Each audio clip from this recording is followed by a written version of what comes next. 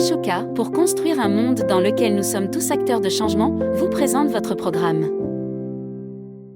Audencia, spécialisée dans la formation des responsables de demain et l'accompagnement de la transformation des entreprises, vous présente Plan B, l'économie autrement.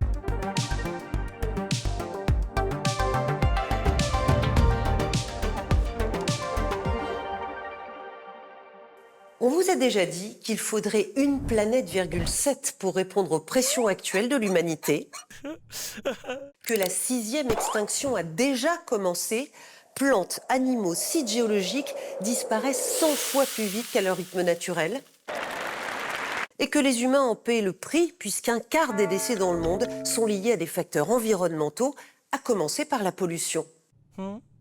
Bonjour et bienvenue dans Plan B, l'économie autrement.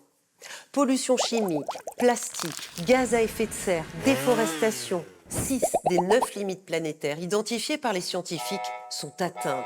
Peut-on réconcilier biodiversité et économie ? Certains font évoluer leur activité. C'est le cas de cet éleveur de porcs qui essaie de mieux concilier fin du mois et fin du monde. De simples bottes de paille pour l'homme, mais un délice pour les cochons. À la ferme de la Mare, pas de béton sous les pattes de cet élevage. Salut les filles!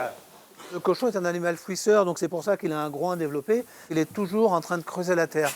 Un cochon aime être dans la paille et avoir quelque chose à s'occuper. Si tu le mets dans un environnement uniquement béton, il va s'ennuyer. Et quand il s'ennuie, généralement, ils se bouffent entre eux. En Bretagne, 95% des porcs sont pourtant élevés sur caillebotis, sans lumière naturelle et sur 90 cm² par bête de 100 kg. C'est légal. Le paillage améliore le confort des animaux, mais pas seulement. En mettant la bonne quantité de paille, on arrive à un produit fini qui est comme ça. Donc on a perdu 50% de l'azote et on a un produit qui est pendable, qui est stabilisé, au lieu d'avoir du lisier qui est odorant, liquide et lessivable, qui va générer les problèmes d'algues vertes et tout ça. Ces algues vertes aux émanations mortelles quand elles pourrissent envahissent régulièrement la baie de Saint-Brieuc. Un danger et un coût. Jusqu'à 260 000 € par an pour l'agglomération. C'est pour stopper cette pollution provoquée par le lisier épandu sur les cultures que l'association Cohérence défend l'élevage sur paille, avec un cahier des charges plus exigeant. C'est vraiment l'élevage sur paille avec au minimum 1,50 m par porc contre 0,90 sur un élevage industriel. Ensuite, il y a une alimentation qui est sans OGM, le bien-être animal et l'antibiothérapie qui ne peut pas être préventive. Résultat, la viande des porcs engraissée 4 petits mois avant d'être abattue est de meilleure qualité et se vend plus cher. En France, seuls 5% des élevages se font sur paille. La pollution aux algues vertes, apparue il y a 40 ans, continue. À Paris, Marine Calmet veut donc faire évoluer le droit. Pour former les futurs avocats, elle organise des procès simulés. Ce que la nature a mis des millions d'années à créer, l'homme l'a détruit en moins d'1 siècle. Nous demandions aux étudiants de faire le lien entre les droits fondamentaux des animaux, les droits fondamentaux de la nature et les droits fondamentaux humains à vivre dans un environnement sain. On ne parle pas de ce lien intrinsèque qui est la santé planétaire. Si nous négligeons la santé des animaux, eh bien nous nous négligeons nous-mêmes. Et c'est le constat qu'on peut faire dramatiquement, malheureusement, en Bretagne.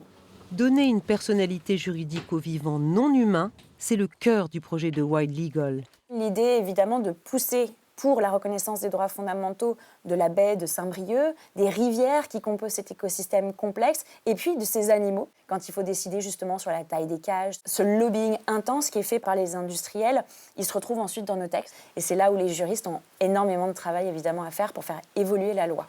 Une philosophie inspirée des peuples autochtones qui reconnaissent l'existence de Pachamama, la mère nature, une catégorie inconnue du droit moderne.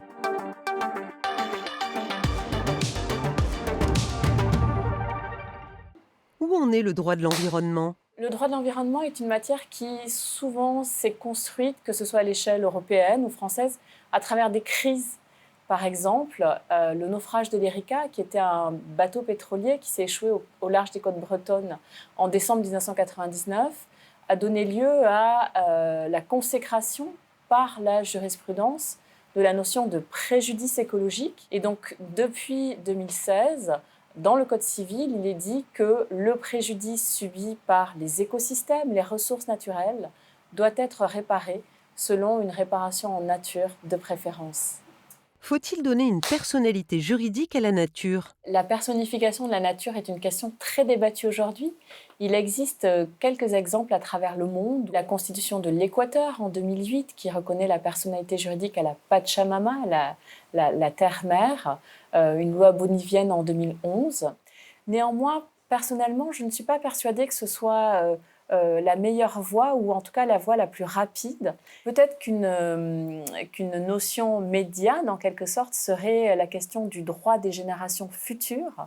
Mais c'est une notion qui est finalement assez peu mobilisée dans les conflits devant les juridictions. On pourrait tout à fait imaginer que cette notion de droit des générations futures soit utilisée dans un tel contexte.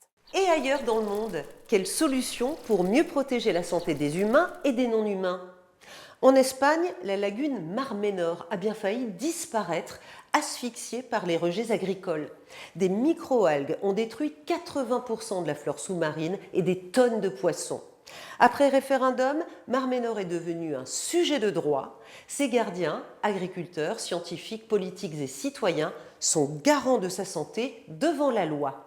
C'est la fin de cette émission. Retrouvez d'autres plans B sur le site de France 24, Facebook, X et mes pages LinkedIn et Instagram. Adios!